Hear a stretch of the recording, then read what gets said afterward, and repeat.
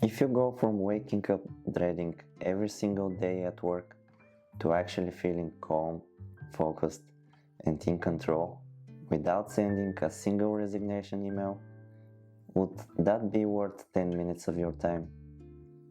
Because that's exactly the shift I made.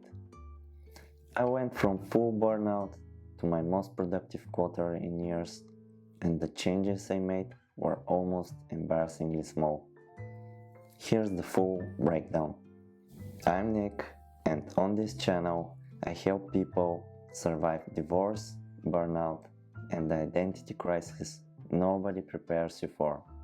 Every video is built on real research, real philosophy, and my own lived experience. No fluff, just the things that actually helped. For 3 years, my laptop came with me everywhere, to the beach, to restaurants, on what were supposed to be vacations. I was working 12-hour days, no weekends, always on call. I knew the entire architecture of our system. When something broke at 2 a.m., my phone rang and I answered. I told myself this was what it meant to be serious about your career. Then my wife got pregnant, my priorities flipped, and I realized I couldn't keep going at this pace. So I switched companies, thinking that would fix it. It didn't. Then my marriage fell apart, and I completely crashed. What I'm sharing today is how I rebuilt myself without quitting software engineering, using 3 things I call the Drain Audit, the minimum viable presence system, and the recovery stack. When I finally looked at my wife honestly, I realized that the problem wasn't just the volume of work. It was that everything was output and almost nothing was coming back in. No hobbies, no real rest. My vacation was answering Slack from a sunbed instead of a desk. The Drain Audit is simple. 2 columns.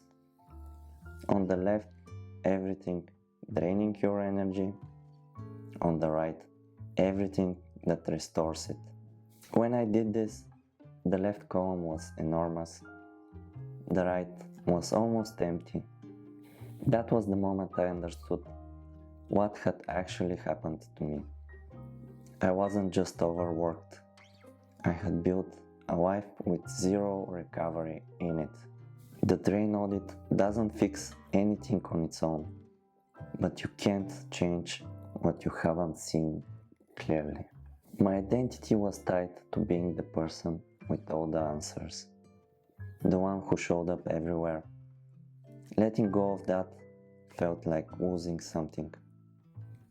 But I had to ask myself, was I actually indispensable, or had I just never let anyone else step up? The minimum viable presence system is about identifying the 20% of your work that produces 80% of the real value and protecting that fiercely. Your sharpest thinking, your best contributions, show up fully for that. Everything else, the meetings you attend just to be seen, the incidents you join when your input isn't truly needed. Practice letting go of those. Here's the counterintuitive part. When I became less available, my work quality went up. I had cognitive energy again. I could think instead of just react. Being everywhere isn't what makes you a great engineer.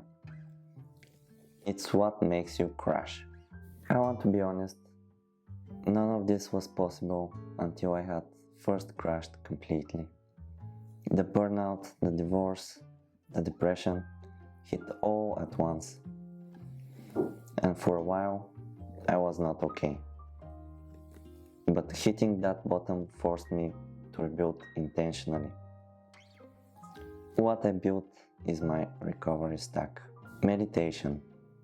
taught me to observe my thoughts instead of being swept away by them.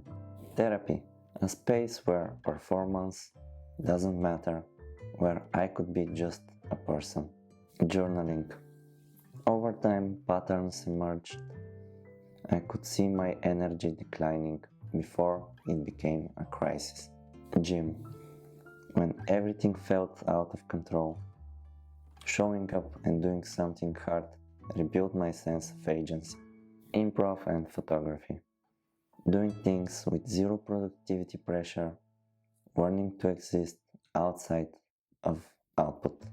No single item fixed me, but together they gave me a structure that served me, instead of extracting from me. Recovery comes from the things you are passionate about. The more you know about yourself, the stronger you will become.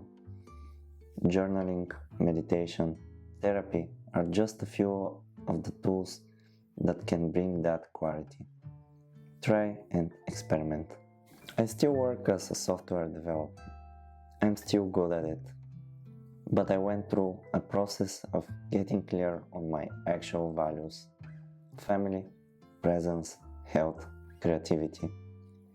And now I use those as a filter for every decision.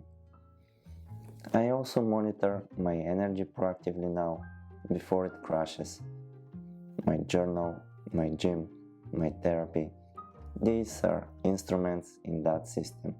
If you're exhausted, running on fumes, wondering if quitting is the only answer, it's not. The answer is rebuilding, and it's possible.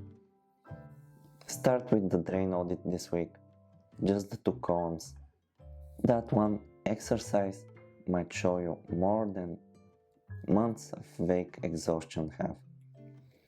Subscribe, because next I'm going deeper on the exact journaling method I use to catch burnout before it catches you. Thanks for watching, and if you enjoyed this video, watch my latest one.